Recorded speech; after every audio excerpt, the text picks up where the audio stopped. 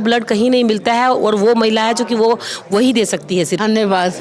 अपने पद्मश्री सम्मानित छियै और मिथिला पेंटिंग में पद्मश्री मिलनाइ बहुत ही सौभाग्य के बात होइ छै।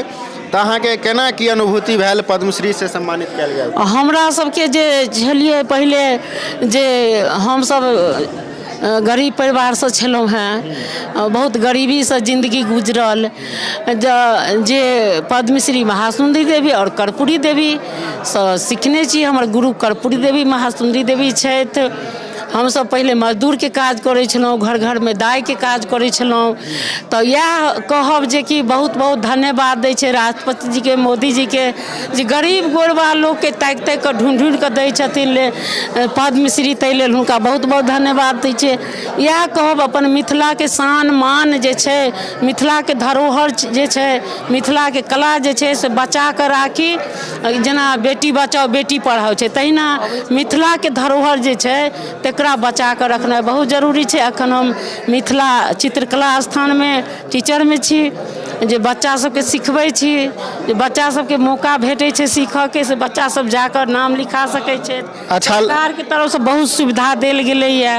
अच्छा, सरकार के तरफ से सुविधा देल गेलै और नया पीढ़ी के लेल, बच्चा बच्ची के लेल की कह चाहबै अहाँ? वएह कहबै बच्चा सबके सिखनाइ बहुत, पढ़ेनाइ बहुत जरूरी छै आ सिखनाइ बहुत जरूरी छै। अपना मिथिलाके जे छै परम्पराके चीज से नहि बिसरी, ओकरा आगू लाबी आ बचा कऽ राखी। बच्चा सबके सिखेनाइ बहुत जरूरी छै। बच्चा सब जे अखनके बच्चा सब छै, अरिपन कोबर पहिले होइ छलै, आ अखन जे छै नया नया चीज, नया नया थीम बनै छै। तऽ ओ सिखनाइ बच्चा सबके बहुत जरूरी छै, कलाके बचा कऽ रखनाइ बहुत जरूरी छै।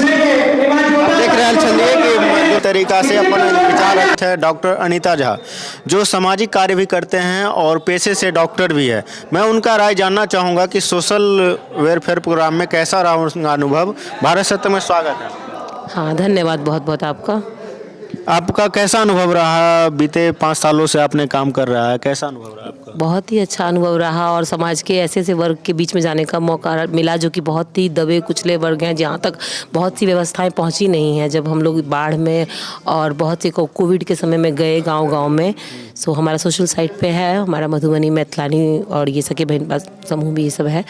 तो ये सब बहुत ही मैथिलानी मिलके सब लोग काम करते हैं। और दूसरा दहेज मुक्त भारत संस्था की जो बिहार की प्रभारी हूँ मैं, और इसके तहत हमने सामूहिक विवाह भी हम लोग करवाते हैं, और जो कि मतलब खर्च नहीं कर सकते हैं बाराती से राती का, जो नहीं उठा सकते हैं, तो उन लोगों का हम सामूहिक विवाह पिछले साल से ही हमने शुरू किया है।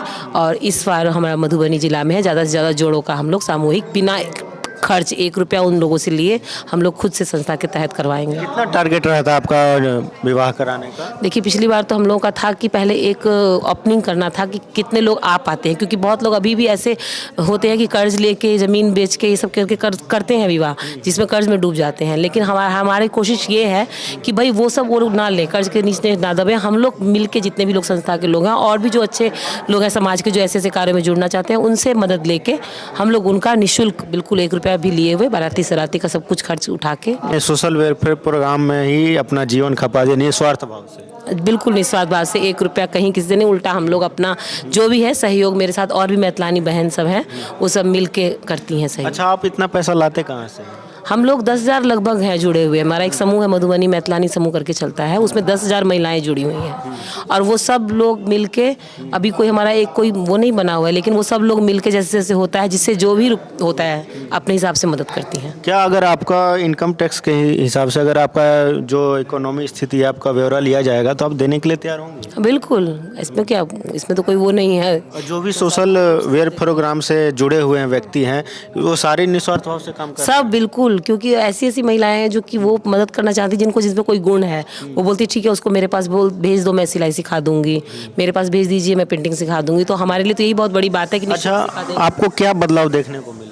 देखने को मिल रहा है कि बहुत स्तर पे जो पहले महिलाएं जो आगे नहीं आती थी जल्दी, जब से मतलब अभी विगत 5 सालों से तो ये मैं देख रही हूँ कि महिलाएं बढ़ चढ़ के, और भी जो मिथिलांचल की, यहाँ की मिथिला की महिलाएं हैं, वो सब भी निकल के इस सब कार्य में आगे आ रही हैं और बहुत आत्मनिर्भर हुई हैं। तो ये भी देखा है।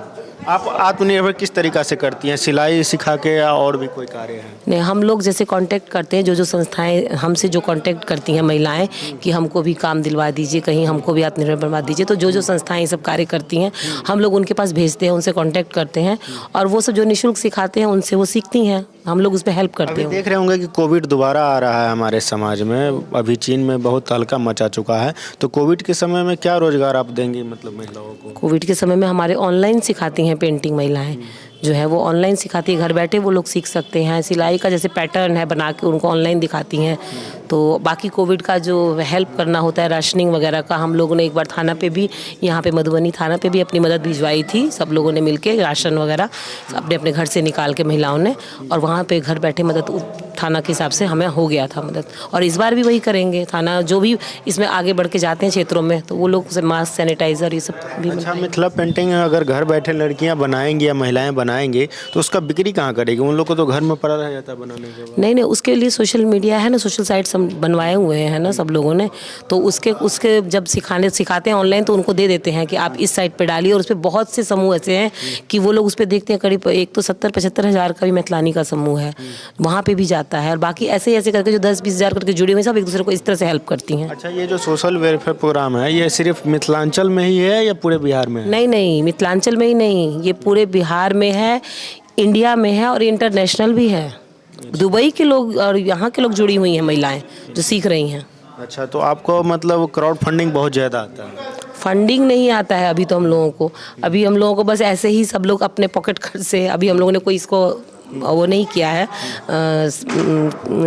क्या कहते हैं इसको, विस्तार नहीं किया है, लेकिन अभी अपने ही घर से जो महिलाओं का अपना पॉकेट खर्च होता है और जो चाहती हैं कुछ करना समाज में, तो वो लोग अपने ही पॉकेट खर्च से निकाल के उन लोगों की मदद करती हैं। और जैसे जैसे हम लोग को मंच मिल रहा है, आगे बढ़ने का मौका मिल रहा है, मैं भी पहले नहीं इतना आगे बढ़ चढ़ के हिस्सा लेती थी, तो अब सब मदद देख रहे हैं कि हो रही है समाज में आपकी वजह से, तो हम चाहते हैं कि और महिलाओं को भी जोड़ा है हमने, ऐसे करके 10,000 लगभग हो गई है। अच्छा, आपके पास आंकड़ा है कि आपने अभी तक कितने का मदद कर चुका है? आंकड़ा मदद तो हर तरह से, ब्लड जैसे कि अभी आपको हुआ था, इतिहास बनाया था तो यहीं पे हुआ था, इसी वाटिका में। अच्छा, अगर ब्लड का भी जरूरत है तो आप ब्लड भी प्रोवाइड? हाँ, ब्लड भी प्रोवाइड करवाते हैं। जो मधुबनी में ब्लड बैंक है वो हमारे इसी तरह से महिलाएं, जैसे कि हम नहीं वहाँ पे जानती हैं जो महिलाएं, हम लोगों को तो जानती हैं कि ये लोग हैं समाज में आगे आके काम करें, वो हम लोगों को कांटेक्ट करती हैं और हम लोग फिर ब्लड वाले को कांटेक्ट करते हैं कि इनको ब्लड की ज़रूरत है, तो उस तरह से उन लोगों को ब्लड प्रोवाइड हो जाता है। अच्छा, अगर कोई पर्सनली भी आप लोगों से मिलेंगे कि हमें ब्लड का जरूरत है तो आप लोग दे देंगे? बिल्कुल दे देंगे। हमारे पास तो ऐसी महिला है कि जो ब्लड कहीं नहीं मिलता है और वो महिला है जो कि वो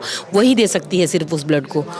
चलिए, बहुत बड़ी बात हम डॉक्टर साहब मैम बोल रही हैं कि ब्लड भी अगर कहीं से भी किसी भी दवा कुचला व्यक्ति हमारे पास आता है तो निस्वार्थ भाव से बिना पैसे का ब्लड डोनेट करना हुआ, या कपड़ा हुआ, या भोजन हुआ, या शादी समारोह हुआ, इस तरीका का बारंबार आयोजन करती रहती हैं जिससे गरीब गुरबा को मदद मिलता है।